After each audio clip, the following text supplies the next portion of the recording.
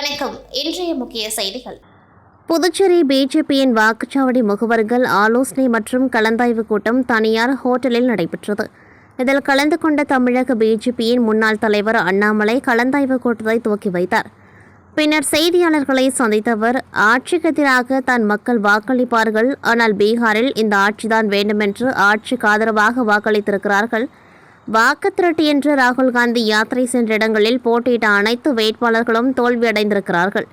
இதனால் பீகாரில் காங்கிரஸ் கட்சி 5 சட்டமன்ற உறுப்பினர்கள் இருக்கும் கட்சியாக மாறியுள்ளது என்று விமர்சனம் செய்தார்.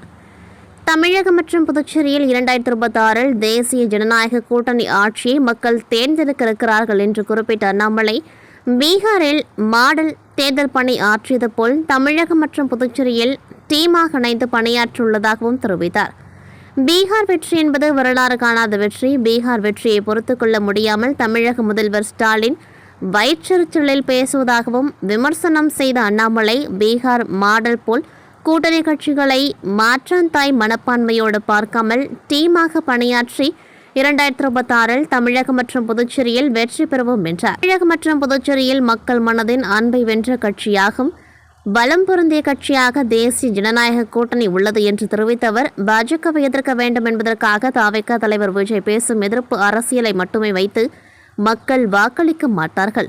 மக்களுக்கு என்ன செய்ய போகிறோம் என்பதை சொல்ல வேண்டும். கட்சி தொடங்கிவிட்டோம் என்பதற்காக வாக்காளர் பட்டியல் சிறப்பு திருத்த பணியை விஜய் எதிர்ப்பதாகவும் அண்ணாமலை குற்றம் சாட்டினார். தொடர்ந்து எதிர்ப்பு அரசியலை விஜய் பேசி வந்தால் பீகாரில் பிரசாந்த் கிஷோர் புதிய கட்சி துவங்கி 200க்கும் மேற்பட்ட தொகுதியில் டெபாசிட் இழந்துள்ளார். விஜய் கட்சிக்கும் அந்த நிலை ஏற்படும் என்பதை உணர வேண்டும் என்று கடுமையாக சாடினார். ஓபிஎஸ் டிடிவி விளக்கியது குறித்த கேள்விக்கு பதிலளித்த அண்ணாமலை, தேர்தலுக்கு இன்னும் காலம் உள்ளது, பீகாரை போல் கூட்டணி அமைப்பும் அவர்கள் வருவார்கள் என சூசகமாக தெரிவித்தார். பீகாரை பொறுத்தவரை 89% ரூரல் வாக்காளர்கள், அதாவது கிராமப்புறத்திலே வாழக்கூடிய வாக்காளர்கள் இருக்கக்கூடிய ஒரு மாநிலம். 89% கிராமப்புற வாக்காளர்கள், 11% நகர்ப்புற வாக்காளர்கள். கிராமப்புற வாக்காளர்களுடைய எழுச்சியை பாருங்க.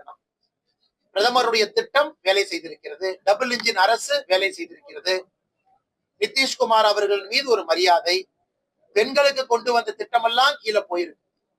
அதனால பீகார்ல பாத்தீங்கன்னா வரலாறு காணாத ஒரு வெற்றி. உங்களுக்கே தெரியும், 243 202 என்பது ஜனநாயகத்துல, இந்திய ஜனநாயகத்துல வரலாறு காணாத வெற்றி. இன்னைக்கு பிரதமருடைய மத்தியில் ஆட்சியும் மாநிலத்துல நிதிஷ்குமார் அவருடைய ஆட்சியும் இருக்கு. அதே போல தமிழகத்துல மக்கள் விரும்ப போறாங்க. பிரதமர் அங்க இருக்கணும், கீழே நம்ம ஆட்சி இருக்கணும், தேசிய ஜனநாயக கூட்டணி இருக்கணும். புதுச்சேரியில உங்களுக்கு தெரியும், அண்ணன் ரங்கசாமி அவர்கள் தலைமையில தேசிய ஜனநாயக கூட்டணி டெலிவர் பண்ணிருக்கோம். எத்தனையோ விஷயங்களை செய்திருக்கின்றோம். நான் பேசுவதை விட நம்ம தலைவர்கள் பேசினா சிறப்பா இருக்கும், உங்களுக்கு தெரியும். அதனால் இங்கேயும் டபுள் இன்ஜின் அரசு வேலை செய்கிறது. தமிழ்நாட்டுக்கு டபுள் இன்ஜின் அரசு வேண்டும். பீகார்ல டபுள் இன்ஜின் அரசு வேலை செய்ததற்காக மக்கள் வெகுமதி கொடுத்திருக்கிறாங்க. அதனால் 2026 பொறுத்தவரை புதுச்சேரி, தமிழகம் எல்லா பகுதியிலும் ஒரு பெரிய வெற்றி அலையை நம்ம பார்க்க போறோம். ஏன்னா இதே பீகார் தேர்தலுக்கு ஸ்டாலின் ஐயா பிரச்சாரத்துக்கு போனார். இதே ஸ்டாலின் ஐயா பீகார் தேர்தலுக்கு போய் பிரச்சாரம் பண்ணார். ஒரு நாள் முழுசும் ஓட்டு ஜோரிய பத்தி பேசினார். ஓட்டு அதிகாரி யாத்ரா ராகுல் காந்தி அவர்களோடு பங்கேற்றாங்க. ஆனா இன்னைக்கு அதைத்தான் நான் சொல்லுகின்றேன்னா, ராகுல் காந்தி அவர்கள் ஓட்டு அதிகாரி யாத்ரா போன பாதையில எல்லா தொகுதியும் காங்கிரஸ் தோற்று. அப்படின்னா மக்கள் ஏத்துக்கல. எனக்கு தேவையான விஷயத்தை பேசுங்க, பொய்ய பேசாதீங்கன்னு மக்கள் சொல்றாங்க. அதனால்தான் எனக்கு பிரதமர் இன்னொரு வார்த்தையை சொன்னாங்க, காங்கிரஸ் பலமுறை உடைந்திருக்கிறது, மறுபடியும் உடைவதற்கான வாய்ப்பை நேற்று பிரதமர் சொன்னாங்க. காங்கிரஸ் கட்சி இன்னைக்கு சின்ன கட்சியா மாறிடுச்சு. புதுச்சேரி ரெயின்போ நகர் 5வது குறுக்கு தெருவில் கடந்த 13ஆம் தேதி இரு தரப்பினரிடையே ஏற்பட்ட மோதலில் மலேசியாவில் பணிபுரிந்து விடுமுறையில் புதுச்சேரி வந்துள்ள சாரம் பகுதியைச் சேர்ந்த சந்தோஷை ஒரு தரப்பினர் கற்களால் அடைத்தும் கத்தியால் வெட்டி கொலை செய்துவிட்டு தப்பி சென்றனர். இச்சம்பவம் குறித்து பெரியகடை போலீசார் வழக்கு பதிவு செய்து விசாரணை மேற்கொண்டதில் சந்தோஷை கொலை செய்தது டிவி நகரை சேர்ந்த ஹானஸ்ட் ராஜ், அருண்குமார், புஷ்வாதித்யா, விமல்சந்திரன், நிர்மல், லாஸ்பேட்டையை சேர்ந்த லியோ, அரவிந்த்ராஜ் மற்றும் 3 சிறார் என தெரிய வந்தது. தொடர்ந்து தட்டாஞ்சாவடி பகுதியில் தலைமறைவாக இருந்த 9 பேரையும் கைது செய்த போலீசார் அவர்களிடம் நடத்திய விசாரணையில் கல்லூரி படிக்கும்பொழுது சந்தோஷ் நண்பரான மாதேஷ்கும் டிவி நகரை சேர்ந்த ஹானஸ்ட் ராஜ் ஆகியோருக்கும் இடையே ஏற்பட்ட தகராறு தொடர்ச்சியாக வாட்ஸ்அப் மற்றும் முகநூலில் சண்டை தொடர்ந்து வந்த நிலையில் நாளிடவில் அது கோஷ்டி மோதலாக மாறியுள்ளது. இதில் சந்தோஷ் தரப்பினர் அவ்வப்பொழுது மாதேஷ் தரப்பினரை தாக்கி வந்தனர். குறிப்பாக கடந்த சில தினங்களுக்கு முன்பு மாதேஷ் மற்றும் சந்தோஷ் ஹானஸ்ராஜ் நண்பரான விமலை அடித்ததில் அவருக்கு தலையில் பலத்த காயம் ஏற்பட்டுள்ளது. இதில் ஆத்திரமடைந்த ஹானஸ்ராஜ் தரப்பினர் மாதேஷை பேச அழைத்துள்ளனர். அப்பொழுது 3 இருசக்கர வாகனத்தில் மாதேஷ், சந்தோஷ் உள்ளிட்ட 9 பேர் வந்துள்ளனர். அப்பொழுது பதுங்கியிருந்த ஹானஸ்ராஜ் கும்பல் கற்களால் எதிர்த்தரப்பினரை தாக்கியுள்ளனர். இதை சற்றும் எதிர்பார்க்காத மாதேஷ் தரப்பினர் அங்கிருந்து தப்பி செல்ல முயன்றபொழுது சந்தோஷ் இருசக்கர வாகனத்திலிருந்து தவறி விழுந்துள்ளார். இதனை கண்ட ஹானஸ்ராஜ் மற்றும் அவரது கூட்டாளிகள் கற்களால் அடித்தும் மறைத்து வைத்திருந்த கத்தியால் குத்தியும் சந்தோஷை கொலை செய்தது விசாரணையில் தெரியவந்துள்ளது. இதனை அடுத்து கைது செய்யப்பட்ட 9 பேரையும் நீதிமன்றத்தில் ஆஜர்படுத்திய போலீசார் 6 பேரை காலப்பட்டு மத்திய சிறையிலும் 3 சிறார்களை சீர்திருத்த பள்ளியிலும் அடைத்தனர். கிறிஸ்துமஸ் மற்றும் புத்தாண்டை வரவேற்க புதுச்சேரி தயாராகி வருகிறது. அதன் ஒரு பகுதியாக ராயல் பார்க் உணவகத்தில் ஆண்டுதோறும் கிறிஸ்துமஸ் கேக் தயாரிக்கும் நிகழ்வு நடைபெறும். 14 ஆண்டாக இவ்வாண்டிற்கான கிறிஸ்துமஸ் கேக் தயாரிக்க பழக்கலவை ஊற வைக்கும் விழா நடைபெற்றது. பாரம்பரிய முறைப்படி பழ வகைகளில் மதுபானங்களை ஊற்றி கலந்து தயார் செய்யப்பட்டது. நிகழ்ச்சியில் முதலமைச்சர் ரங்கசாமி, ஹோட்டலில் நிர்வாக இயக்குநர் சமீத் முகமது மற்றும் CEO ஹோட்டலின் பொது மேலாளர் மற்றும் ஹோட்டல் விருந்தினர்கள், ஹோட்டல் ஊழியர்கள் கலந்து கொண்டு கேக் தயாரிக்கும் பணியை துவக்கி வைத்தனர்.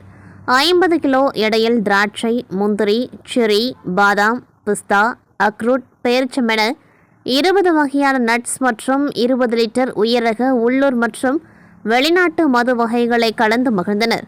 இந்த கலவையானது 45 நாட்கள் ஊற வைக்கப்படுகிறது. இவற்றை பயன்படுத்தி 120 கிலோ அளவில் பிரம்மாண்ட கேக் தயாரித்து காட்சிப்படுத்தி வாடிக்கையாளர் மற்றும் சக ஊழியர்களுக்கு புத்தாண்டு வரை வழங்கப்பட உள்ளதாக தலைமை சமையல் வல்லுநர் தெரிவித்தார். புதுவை கேலக்ஸி ரோட்டரி சங்கம் சார்பில் இன்று ஜிப்மர் வளாகத்தில் 500க்கும் மேற்பட்டவர்களுக்கு மதிய உணவு வழங்கப்பட்டது. இதற்கான ஏற்பாடுகளை சங்கத்தின் தலைவர் கிருபாகரன், செயலாளர் மதி, ப்ராஜெக்ட் சேர்மன் தினகரன் ஆகியோர் ஏற்பாடு செய்திருந்தார்கள். இந்த நிகழ்ச்சியில் கிளப்பின் உறுப்பினர்கள் Rotarian Sundar, Rotarian Murali, Rotarian Selvakumaran மற்றும் ரோட்டரியன் செல்வா ஆகியோர் பங்கு பெற்றனர். புதுச்சேரி உடையார் தோட்டம் பகுதிக்குட்பட்ட அவைநகர் சந்திப்பிலிருந்து துறைமுக சாலை சந்திப்பு வரையிலான பிரதான சாலையில் வாய்க்கால் வசதிகளுடன் கூடிய சிமெண்ட் சாலை அமைக்கும் பணிகள் நகராட்சி மூலம் சட்டமன்ற உறுப்பினர் தொகுதி மேம்பாட்டு நிதி 2023-24 கீழ் கடந்த அக்டோபர் மாதத்தில் தொடங்கப்பட்டன. இந்த பணிகளுக்கான பூமி பூஜையை உப்பளம் தொகுதி திமுக சட்டமன்ற உறுப்பினர் அனிபால் கனடி அவர்கள் சிறப்பு விழாவாக நடத்தி பணிகளை துவக்கி வைத்திருந்தார். இதனைத் தொடர்ந்து இன்று சட்டமன்ற உறுப்பினர் அவர்கள் சாலை அமைக்கும் பணிகள் நடைபெறும் இடங்களுக்கு நேரில் சென்று பார்வையிட்டு ஆய்வு செய்தார். அங்கு பொதுமக்களையும் சந்தித்து பணிகள் குறித்த அவர்களின் கருத்துக்களை கேட்டறிந்தார். பணிகள் தாமதமின்றி விரைவாக முடிக்கப்பட வேண்டுமென்று சம்பந்தப்பட்ட நகராட்சி அதிகாரிகளிடம் சட்டமன்ற உறுப்பினர் அவர்கள் வலியுறுத்தினார். இந்த ஆய்வின் பொழுது தொகுதி துணை செயலாளர் ராஜு, கிளை செயலாளர் ராகேஷ் உள்ளிட்டோர் MLA அவர்களுடன் இணைந்து கலந்து கொண்டார்கள். ஆந்திர மாநிலம் காக்கிநாடு அருகே உள்ளது புதுச்சேரி மாநிலம் ஏனாம் பிராந்தியம். அங்கிருந்து புதுச்சேரி 800 கிலோமீட்டர் தொலைவில் உள்ளது. இந்த நிலையில் ஏனாம் பிராந்தியத்தில் போக்சோ வழக்கில் குற்றம் சாட்டப்பட்ட ஒருவரை ஏனாம் காவல் நிலைய ஆய்வாளர் ஆடலரசன் தலைமையில் உதவி ஆய்வாளர் கட்ட சுப்பராஜ் உள்ளிட்ட 4 போலீசார் புதுச்சேரி நீதிமன்றத்தில் ஆஜர்படுத்தி புதுச்சேரி மத்திய சிறையில் அடைத்துவிட்டு மீண்டும் ஏனாமிற்கு போலீஸ் வேனில் திரும்பினர். இந்நிலையில் கடந்த 12ஆம் தேதி புதுச்சேரி காவல்துறை தலைமையகம் சார்பில் வெளியிட்ட உத்தரவில் 3 ஆய்வாளர்கள் பணியிட மாற்றம் செய்யப்பட்டனர். இதில் தனது பெயர் இடம்பெறவில்லை, எனவே தாம் தப்பித்துக் கொண்டதாக போலீசாரின் வாட்ஸ்அப் குழுவில் ஆய்வாளர் ஆடலரசன் பதிவிட்டதோடு கள்ளு குடிப்பது போல் கையில் கிளாஸ் வைத்துக்கொண்டு நடனமாடி அதனை வீடியோவாக பதிவு செய்து அதனையும் தனது காவல் நிலைய குழுவில் பதிவு செய்துள்ளார். அதனை அக்குழுவில் உள்ள சக போலீசார் இந்த வீடியோவை சமூக வலைதளங்களில் வெளியிட்டதால் வீடியோ வைரலானது. அதனைத் தொடர்ந்து ஆய்வாளர் ஆடலரசன் இச்சம்பவம் குறித்து விளக்க வீடியோ ஒன்றை வெளியிட்டார். அதில் பணி முடித்துவிட்டு புதுச்சேரியிலிருந்து ஏனாம் திரும்பும்பொழுது தன்னுடன் சபரிமலைக்கு மாலை அணிந்துள்ள 2 காவலர்கள் மோர் வாங்கி வைத்ததாகவும் அதனை தான் அருந்திக் கொண்டு நெடுதூர பயண களைப்பு தெரியாமல் இருக்க சற்று சந்தோஷமாக நடனமாடி அதனை வீடியோவாக பதிவு செய்து தாம் தான் தனது குழுவில் பதிவிட்ட நிலையில் அதனை யாரோ வெளியிட்டுதான் கள்ளு குடித்ததாக சமூக வலைதளங்களில் பரப்பியுள்ளதாகவும் தான் கள்ளு குடிக்கவில்லை, மோர்தான் குடித்ததாக மறுப்பு தெரிவித்து ஆய்வாளர் விளக்கம் அளித்த வீடியோ வெளியிட்ட நிலையில் ஆய்வாளர் ஆடலரசனை இடைக்கால பணியிடை நீக்கம் செய்து காவல்துறை தலைமையகம் உத்தரவிட்டுள்ளது. மேலும் வேனில் இருந்த மற்ற காவலர்களுக்கு துறை ரீதியான விசாரணை நடைபெறும் என்றும் தகவல் தெரிவிக்கப்பட்டுள்ளது. ஆய்வாளர் தான் அருந்தியது கள்ளு இல்லை மோர் என மறுப்பு வீடியோ வெளியிட்ட நிலையிலும் அவரை காவல்துறை தலைமையகம் பணியிடை நீக்கம் செய்துள்ளது குறிப்பிடத்தக்கது. புதுச்சேரி மூலகுளம் பகுதி பேருந்து நிறுத்தம் அருகே இயங்கி வரும் தனியார் மதுபான கடையை அகற்றக் கோரி உழவர்கரை தொகுதி மக்கள் பல்வேறு போராட்டங்கள் நடத்தி வருகின்றனர். இந்த நிலையில் மதுபான கடையை விரிவாக்கம் செய்வதற்காக கடையின் உரிமையாளர்கள் முடிவு செய்துள்ளனர். இதனால் அதிர்ச்சியடைந்த அந்த பகுதி மக்கள் உடனடியாக மதுபான கடையை அகற்ற வேண்டுமென்று கண்டன ஆர்ப்பாட்டத்தில் ஈடுபட்டனர்.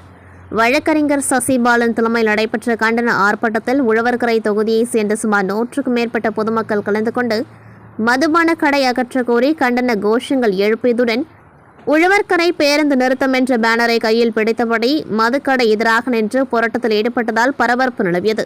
புதுவை தமிழ்ச்சங்கத்தில் உலக நீரிழிவு தினத்தை முன்னிட்டு டாக்டர் சுமன் அவர்களின் தலைமையில் நீரிழிவு நோய்க்கான விழிப்புணர்வு நிகழ்ச்சி நடைபெற்றது. இதில் பல்துறை சிறப்பு நிபுணர்களை அழைத்தவர்களின் அனுபவங்களையும் நீரிழிவு நோய்க்கான ஒரு புரிதலையும் மக்களுக்கு பயனுள்ளதாகவும் அமையும் வகையில் டாக்டர் சுமன் ஏற்பாடு செய்திருந்தார். டாக்டர் சுமன் அவர்கள் பொதுமக்களின் நலனுக்காக பல்வேறு நிகழ்ச்சிகளை முன்னெடுத்து செய்கிறார் மற்றும் இந்த நாளில் யோகா, உடற்பயிற்சி, மனநிலையை ஒருமுகப்படுத்துதல் மற்றும் சர்க்கரை நோயை மருந்தில்லாமல் நம்முடைய வாழ்க்கை முறையில் மூலம் எவ்வாறு கட்டுப்படுத்துவது என்ற விளக்கங்களும் அளிக்கப்பட்டது. டாக்டர் சுமன் அவர்களின் இந்த சேவை மேன்மேலும் தொடர வேண்டும் என அனைவரும் வாழ்த்தினார்கள். இந்த நிகழ்ச்சியின் மூலம் மக்கள் அனைவரும் பயனடைந்துள்ளார்கள். அரியங்குப்பம் கொம்யூன் வீராம்பட்டினம் கடற்கரை பகுதியில் சுமார் 3 கோடி ரூபாய் மதிப்பீட்டில் வலைப்பின்னம் கூடம் அமைப்பதற்கான இடத்தினை தேர்வு செய்வதற்காக பொதுப்பணித்துறை அமைச்சர் லட்சுமி நாராயணன் ஆலோசனையின் பேரில் அரியங்குப்பம் சட்டமன்ற உறுப்பினர் பாஸ்கர் என்கிற தட்சிணாமூர்த்தி தலைமையில் ஆய்வு மேற்கொள்ளப்பட்டது. இதில் வடக்கு மற்றும் தெற்கு கடலோர பகுதியில் 4 இடங்களில் மீன்பிடி தொழில் செய்யும் மீனவர்களின் வசதிக்காக வலைப்பின்னம் கூடம் அமைத்து புதுச்சேரி மீன்வளத்துறை மற்றும் பொதுப்பணித்துறை மூலம் கட்டிடம் அமைப்பதற்கான இடம் தேர்வு செய்வதற்கான ஆய்வு மேற்கொள்ளப்பட்டது. இதில் பொதுப்பணித்துறை முதன்மை பொறியாளர் சந்திரகுமார், இளநிலை பொறியாளர் பிரபாகரன், நில அளவைத்துறை அதிகாரி சத்யநாராயணன், அரியங்குப்பம் கிராம நிர்வாக அதிகாரி மதன்குமார், மீனவர் மற்றும் மீனவர் நலத்துறை அதிகாரிகள், வீராம்பட்டினம் மக்கள் குழு நிர்வாகிகள், என்ஆர் காங்கிரஸ் கட்சி நிர்வாகிகள் மற்றும் பொதுமக்கள் பலர் உடன் இருந்தனர். இத்துடன் செய்திகள் நிறைவடைகின்றது. நன்றி, வணக்கம்.